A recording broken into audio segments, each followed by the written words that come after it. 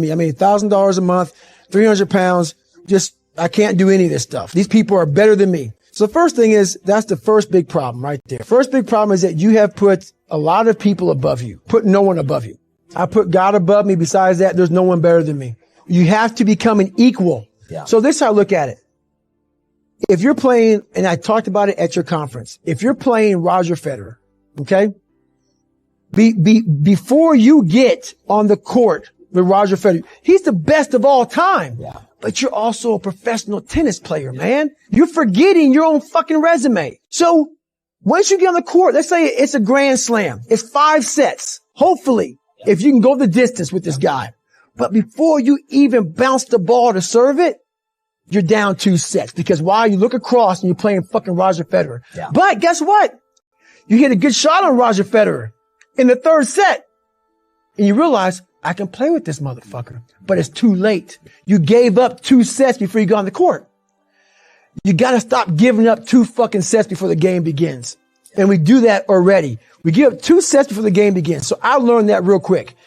I saw these Navy SEALs before I became one. My God, they're better than me. They're better than me. I gave up 100 sets. And I had to work up to realize these are human beings. Yeah. With the same shit I have. Yeah, there's some people who run faster, swim better, but mentality is mentality. There's no, you're not going to outwork me. Mm-hmm. So I'm going to catch up somewhere. So that being said, I used all that 300-pound man, that fat guy, that dumb guy. And people say, why you say dumb? You have to be real. If you're not smart, you're fucking dumb, but you can become smart. You can become smart. It's not a permanent tag. Yeah. You're dumb forever. Yeah. You're fat forever. Yep. No, be raw. Don't find the cushy word. So what I did with all this stuff is I realized, okay, here it is. This is what you are, David. But now check this out. And this is what's funny about this. This is not a lie. I don't bullshit. I used to bullshit all the time. I don't give a fuck who likes me. This book right here, I sat back when I was 300 pounds. So my strength was this. I sat back and I was like, my God, I'm able to visualize years beyond where I'm at right now. Uh-huh. How are you going to feel if you can pull this off? When I got the idea to become a Navy SEAL at 300 pounds, hate the water, can't run down the fucking block, horrible. And I put everything on that. My whole life was, I'm going to be a Navy SEAL, come hell or high water. Who does that? The hardest thing in the world, I'm going to put on that, you got to put everything on yourself. Yeah. Bingo. Do not run with mediocre people. Bingo. So for me, I was like, hang on a second. I started studying my mind a whole bunch while growing up, facing these things. Don't listen to anybody's fucking dialogue but your own. They're tired. They're not you. So it's just all about, it's just, your mind has a tactical advantage over you at all times. It knows your weaknesses. It knows your strengths, and it will guide you into your nice comfort zone. We have to reprogram our mind to get a different vantage point. So then you know how to be in charge of yourself versus your mind being in charge of you. I used to look at my life from a different vantage point. And when you're in all the muck and you're just walking in muck and walking in muck and walking in muck, you don't see that if you look off to the fucking left of the muck, there's a sidewalk, brother. Get off of it. You have your head down looking in this muck. Once I saw the sidewalk, got the sidewalk, I got a little break and I got a different vantage point. And then from the sidewalk, I found a cliff. Then I found a mountain. I got way up high on top of my life and looked back down on it and said, okay, I got to figure this out, man. I'm not going anywhere. I'm starting to lie. So when you have a messed up foundation, I started lying about everything. I wanted people to like me. I wanted to be accepted in some society of life, some social society. And I was like, man, this isn't the right way. I'm messed up here. I'm messed up here. I'm messed up everywhere.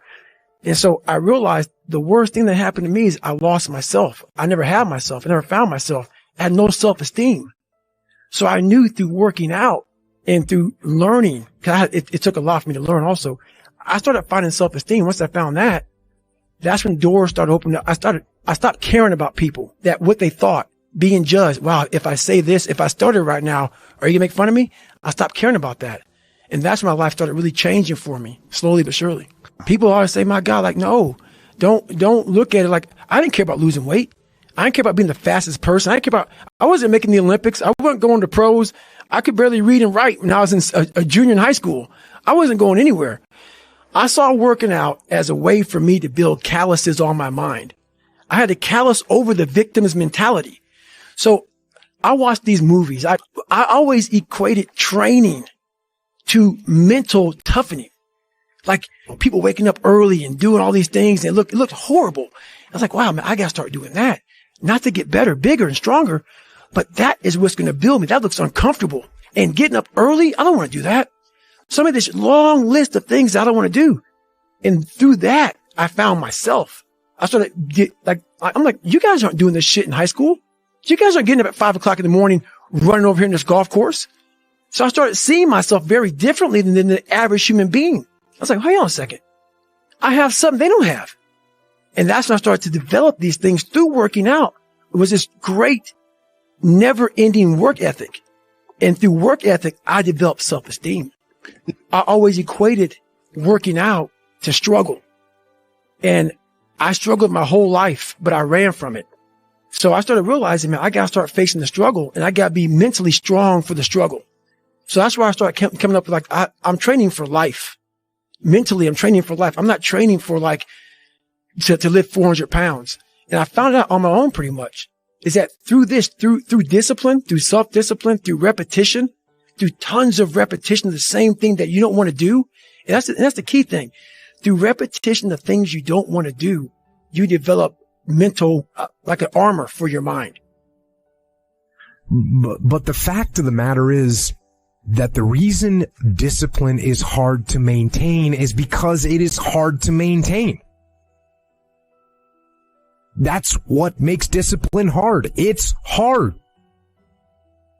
And if you hear me claim that discipline is easy for me, then straight up, that's just my ego talking.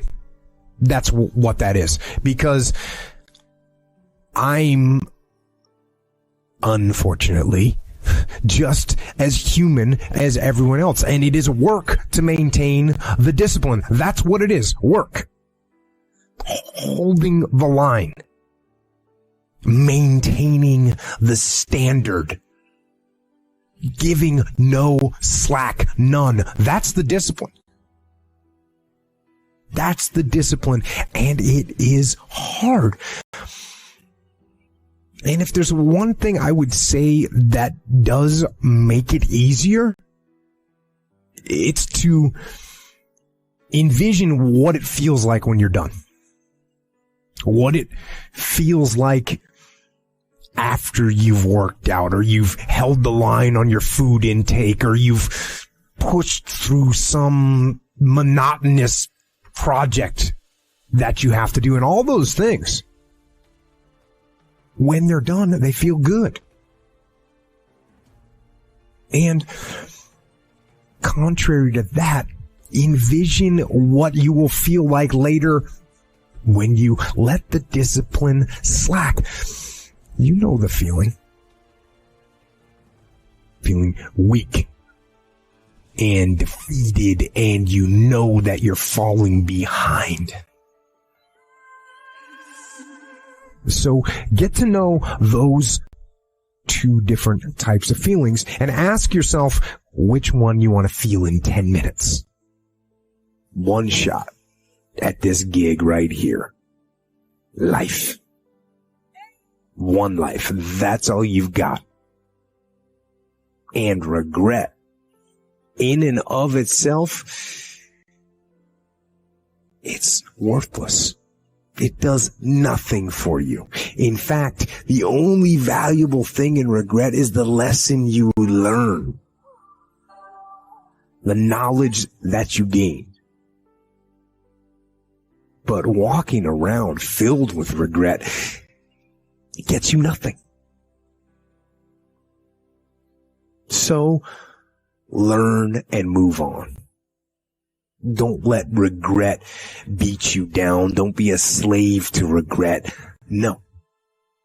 Let it teach you. Let it make you better. Let the fear of regret fuel you to take action today, now. To take action now to become a better person. Not filled with regret, but filled with knowledge. filled with knowledge and strength and power and filled with life.